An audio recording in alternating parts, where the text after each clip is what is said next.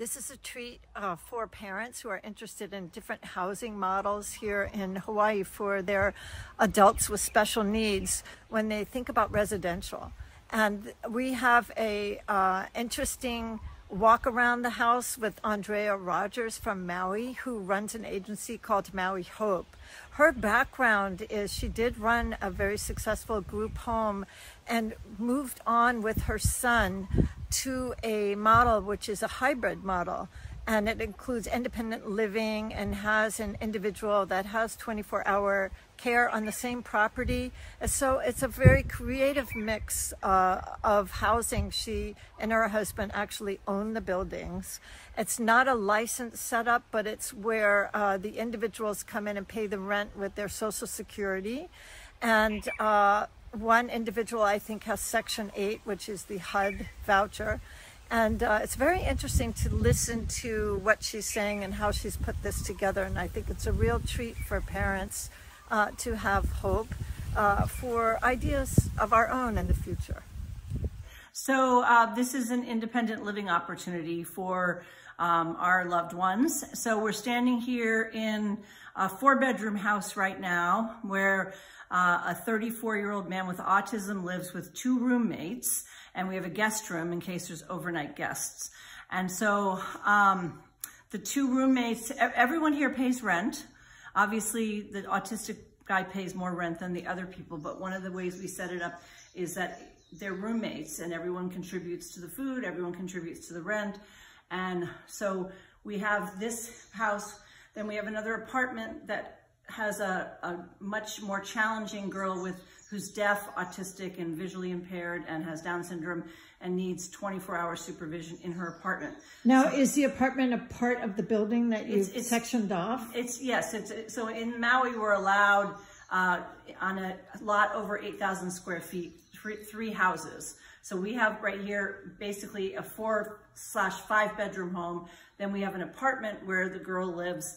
And my son's roommates who live here are the 2 women that alternate nights of sleeping in the room with a Down syndrome autistic girl who needs overnight care. And then there's also a 3-bedroom home that has 1 fellow with Down syndrome and 2 typically abled people. Is that the 3-bedroom? Behind us, yeah. So I'm going to turn the camera around, and that's the other 3-bedroom home.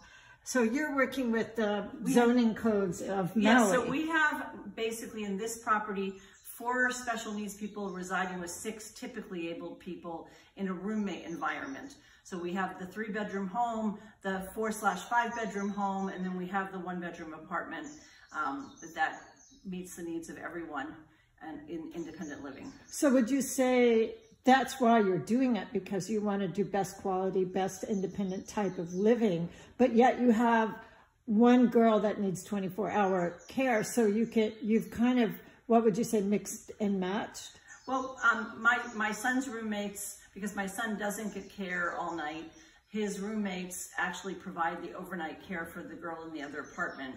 And then my son just has people living in the house because he is moderately self-preserving, but he obviously can't be left alone, but he doesn't really qualify for overnight services. So his services end shortly after dinner, but then there's always other people around.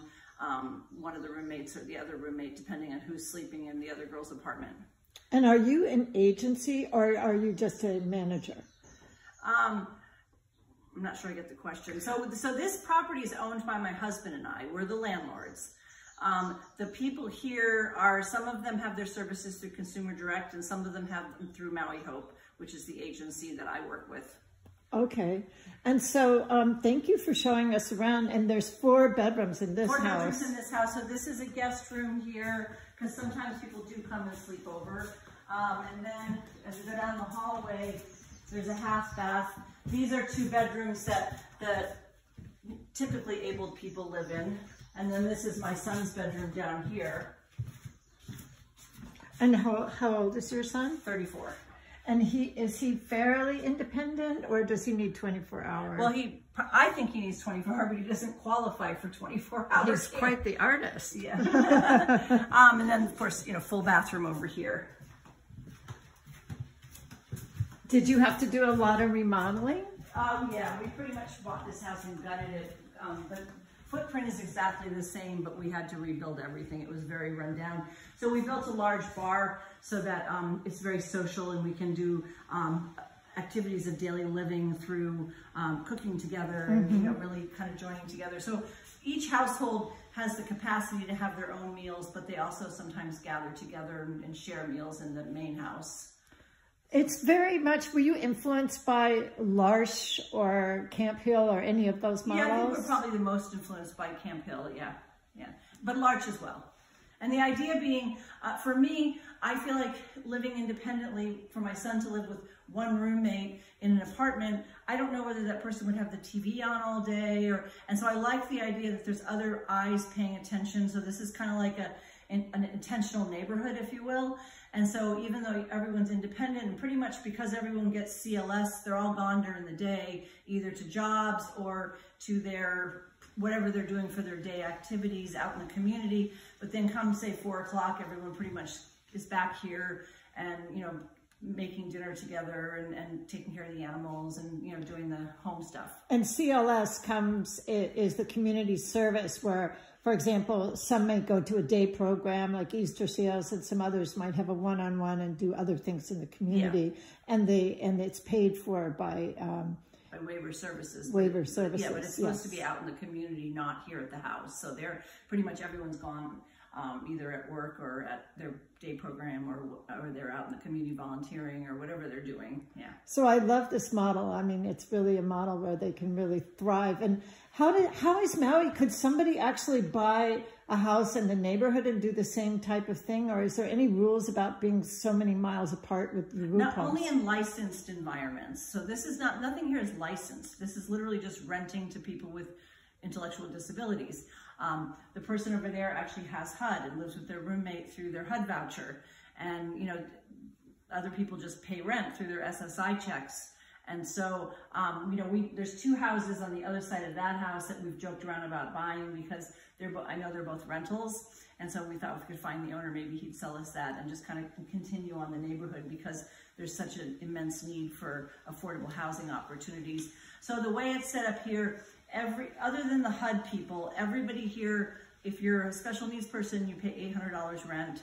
And if you're a typically able person, you pay $400 rent. So everybody here is contributing to the rent, which covers the mortgage, the bills, and then everybody here puts in $150 a month towards dinner budget. Whether they eat dinner every night or not, there's always a dinner being planned, and then people contribute as they want, and then they also eat independently if they want.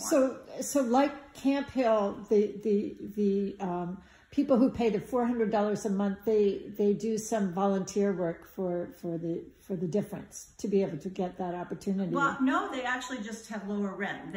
Everybody here works full time, either in consumer directed or with Maui Hope, and they all work 40 hours a week and get paid. I just made their rent a lot lower because they're kind of supervising the household, and made the rent higher for the special needs people because they're going to need a little more help. And sometimes you're helping when you're not technically on shift. So the last question I have, and maybe we could stand by the light, is about HUD. A lot of parents don't understand that they could get on the HUD waiting list, the Section 8 waiting list, and then when they got to the waiting list, they could perhaps find a landlord in a situation like this, and some of the HUDs have 2 bedrooms. So like if your child is low functioning, they could get possibly a 2-bedroom Section 8 place where their assistant could be living in the other room without having to pay rent.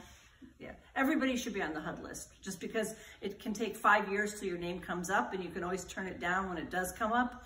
But every time they open the list, every special needs person should get on the list. So us mothers and parents don't have to only be thinking about licensed environment. This is more of a creative community living type of idea where everyone is paying rent, but some of the participants are using their HUD. And how hard is it for a landlord to be okayed for renting a section of their house out to HUD? It's actually very, very easy. The HUD's guidelines are federal, so they're literally checking for smoke detectors, ripped screens, and that every outlet works. and there's an overhead light. I mean, it's very, very, very easy. They don't look at zoning laws. They don't look at building permits, nothing for HUD. It's just federal. The other thing that's unique is because the housing crisis is so severe in the state of Hawaii, as far as I know, the state of Hawaii is the only state that you can use your Section 8 housing voucher to rent a room in a house. Okay, so for example, that's a 3-bedroom house. We can actually have 2 guys using HUD to just rent the room and not even have to have the whole unit. So 2 buddies could actually, with a caregiver, could actually rent a 3-bedroom house, and their HUD would just cover the rent on their room, each of their rooms. And I think it's about $900 that they can pay to $1,000 for their room in a house. And what about the kitchen? Does a house have to have a kitchen, or can they use a joint kitchen? How does that work? So if you don't have a kitchen, say some people like will remodel a garage and it'll have a bathroom and it has an exterior door, but it doesn't have a kitchen. So then the tenant just signs a release that they know there's no kitchen, and that's okay. So some people might have like a mini fridge and just a toaster or something, and they just have to sign a release that says we don't care that there's no kitchen. So do you see this as maybe a way parents can really be proactive, is using the HUD money, the Section 8 money, and working together and not having to wait for all these licenses? Yeah, I think so. I mean, my feeling about it is that the way they rearranged the Medicaid waiver budget, there's no financial incentive to license a home anymore. The income coming to the participant is pretty much within a couple $1,000s, whether it's licensed or unlicensed. So having managed a licensed home for many, many years, and you're getting in trouble because you have Neosporin in the cupboard without a physician's order, or you have a jar of mayonnaise that's unopened sitting on the floor of your pantry, it's just a lot of extra work and a lot of extra expense. So if there's no financial gain to the quality for the participant to be licensed or unlicensed, then I think a group of parents could come together and create something like this. So the parents here of the 4 participants, we're all friends, and every Friday morning we all meet with the people. It's an all crew meeting. Everybody's here, parents, the people who live here, and we troubleshoot what's working and what's not working. And so there's a real extended family support happening here. That's really beautiful. Thank you for showing us and talking to us today. You're welcome. Again, it's Maui Hope. Maui Hope is the nonprofit. And how can we find you online? Our agency, MauiHope.org. But this property, once again, is privately owned by my husband and I, and we are the landlords here renting to these wonderful people. So some of the participants are with CD services and some are with Maui Hope, in combination. Thank you very much. Yeah.